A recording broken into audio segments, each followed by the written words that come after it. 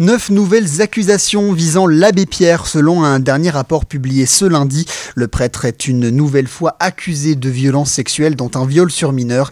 Un travail entamé depuis le mois de juillet par le cabinet spécialisé Egae Thomas. Gestes déplacés, attouchements, baisers forcés. Le récit de Danielle, 73 ans, est glaçant.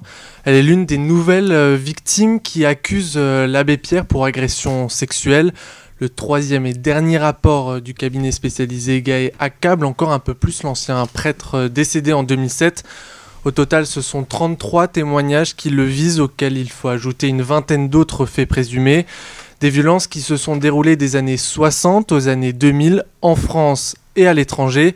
Mais le cabinet Egae l'assure, le dernier rapport ne permet pas de dresser un état des lieux exhaustif du comportement de l'abbé Pierre. Le rapport pointe la vulnérabilité des victimes au moment des faits. Oui, certaines victimes assurent avoir raconté les agressions, le harcèlement sexuel à leur entourage. Personne ne les a crues, ou du moins personne ne les a entendues. D'après le rapport, le prêtre a mis en place des mécanismes de mise sous silence des victimes par des propos ou des comportements menaçants. Le dispositif d'écoute se poursuit jusqu'au 31 janvier prochain. Après cette date, une commission d'études sur les violences commises par l'abbé Pierre va être lancée le mois prochain, et ce pour une durée de 2 ans.